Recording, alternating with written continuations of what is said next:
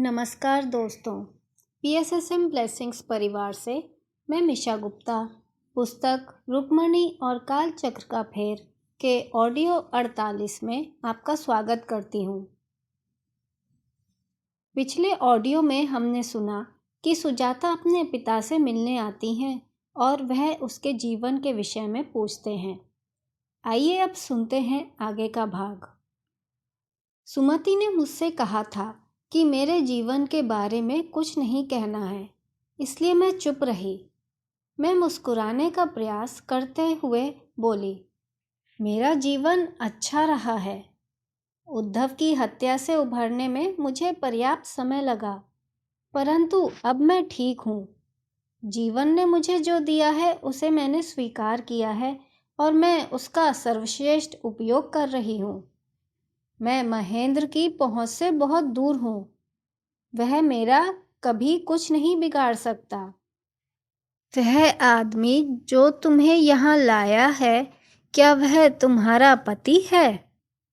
मेरा कोई पति नहीं है पिताजी। वह एक मित्र है जो मेरी सहायता कर रहा है। उन्होंने राहत की सांस ली। मुझे खुशी है कि तुम्हारे पास सहायता करने के लिए लोग हैं। तुम अच्छी लग रही हो मालिनी, और भी अधिक सुंदर हो गई हो। तुम्हें एक पति ढूंढना चाहिए और एक परिवार बनाना चाहिए। इससे मेरा मन शांत हो जाएगा। मैं अब युवती नहीं हूँ। अब मैं विवाह कैसे कर सकती हूँ? तुम्हें रक्षा के लिए किसी की आवश्यकता है। विषय बदलते हुए मैंने उनसे उनके जीवन के बारे में पूछा।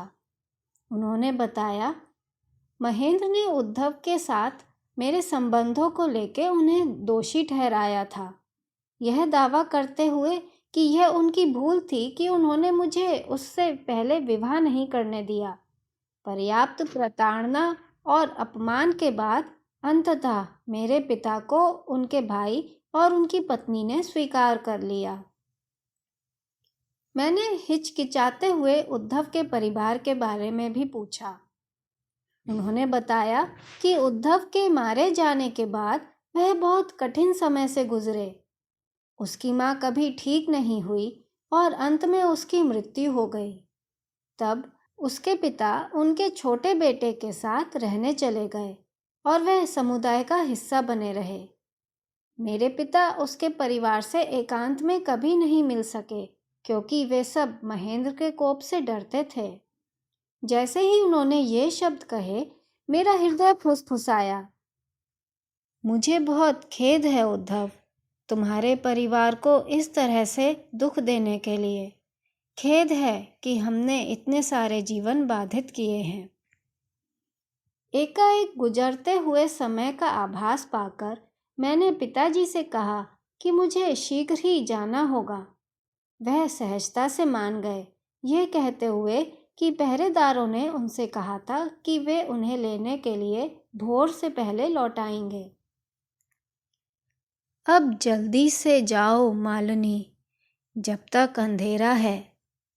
यह देखकर कि तुम जीवित और ठीक हो, मुझे शांति मिली है। मैं रुकी रही, उन्हें छोड़ना नहीं चाहती थी। पिताजी, मेरी अच्छी देखभाल हो रही है। आपको चिंता करने की बिल्कुल आवश्यकता नहीं है।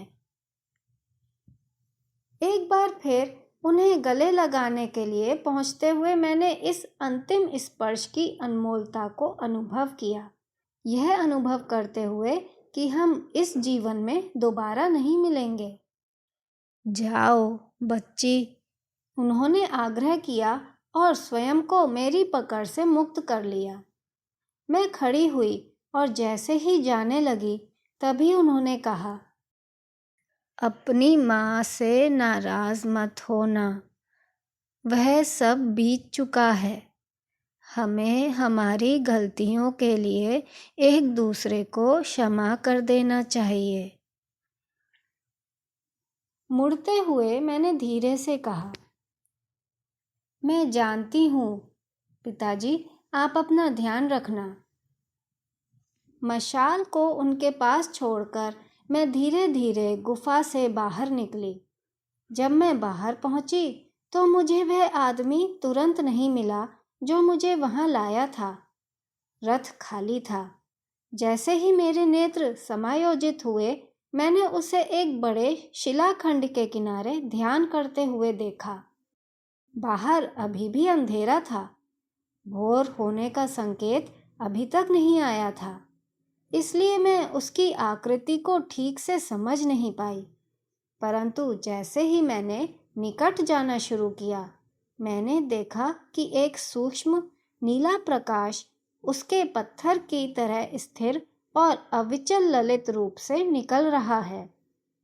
मैं रुक गई और वहां खड़ी हो गई।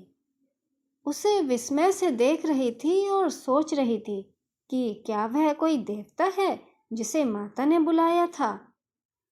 परंतु कुछ ही क्षणों बाद मैंने देखा कि उसने एक तपस्वी, एक वनवासी का वेश धारण किया था, और फिर भी मुझे लगता है कि उसमें एक शाही रूप है। अवश्य वह कोई साधारण सारथी नहीं था।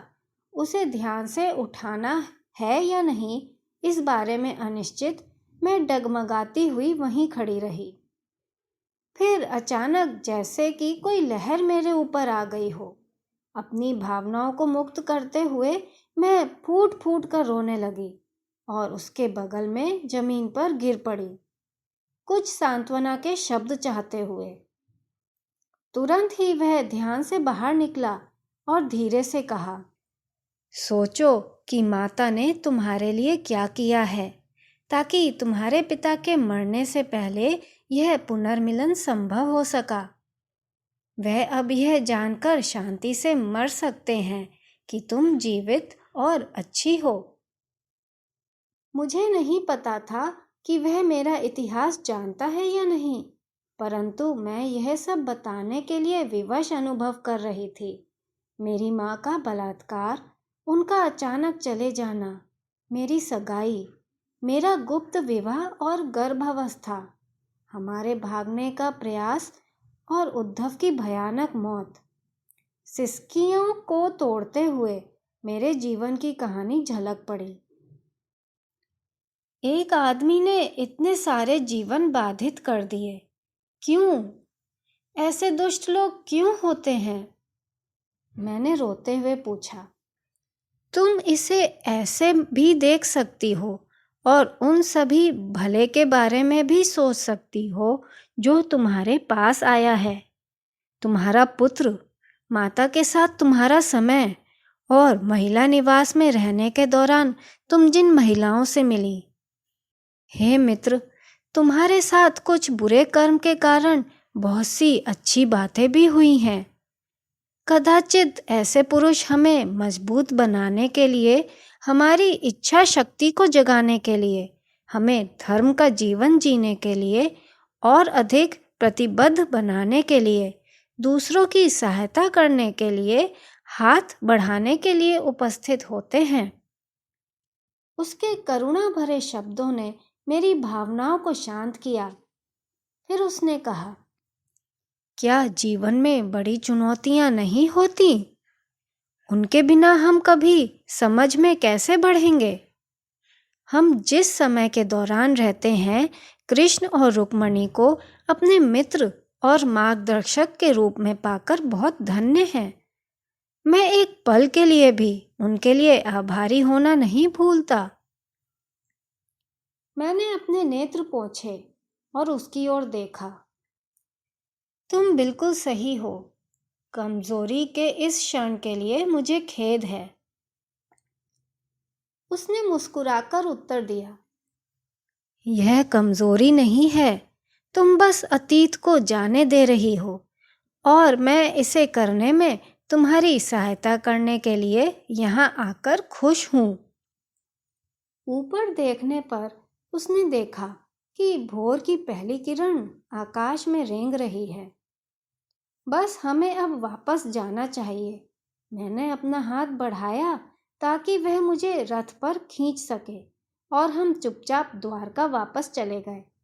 मुझे शब्दों की कोई आवश्यकता अनुभव नहीं हुई। मेरी भावनात्मक उथल-पुथल बंद होकर शांत भावना में बदल गई थी। अपने पिता को अलविदा कहते हुए मैंने उस अतीत को भी अलविदा कह दिया था, जो वास्तव में बहुत पहले जा चुका था। सूरज शर्माते हुए क्षितिज पर झांका और कई क्षणों तक वहां रहा, और मैंने आकाश के अंधेरे को गुलाबी लाल रंग में बदलते हुए देखा। यह एक सुंदर सूर्योदय था, जिसका मुझ पर सकारात्मक प्रभाव पड़ा। मैंने अपने मन में सोचा, सारथी सही है। जो कुछ लिया गया है उसके बारे में सोचने के बजाय जो कुछ दिया गया है उसके लिए आभारी होना चाहिए। ऐसा लगा कि महल वापसी की यात्रा जल्द ही तय हो गई, और जल्द हमने स्वयं को फिर से महिला निवास के प्रवेश द्वार पर पाया। रथ चला रहे व्यक्ति ने नीचे उतरकर मुझे नीचे उतरने में सहायता की। प्रणाम करते हुए मैं विदा लेने के लिए मुड़ी, परंतु तब मुझे एहसास हुआ कि मैंने ठीक से उसे धन्यवाद नहीं दिया। एक बार फिर उसका सामना करते हुए मैंने फिर से अपने हाथ जोड़े और पूरी भावना के साथ कहा, मेरे पास वास्तव में तुम्हें धन्यवाद देने के लिए कोई शब्द और कोई पद्धति नहीं है। तुमने मेरे हृदय से एक बड़ा बोझ हटा दिया है। तुम्हारी उपस्थिति ने मुझे सहज अनुभव करने में सहायता की है। मुझे धन्यवाद देने की कोई आवश्यकता नहीं है मित्र। माता का धन्यवाद करो, क्योंकि ये सब उन्हीं की योजना है। सुबह की रोशनी में पहली बार उसे सीधे देखते हुए मेरी नज़र उससे मिली। मैंने उसका चेहरा पहले देखा था। यह मैं इसकी कल्पना कर रही थी।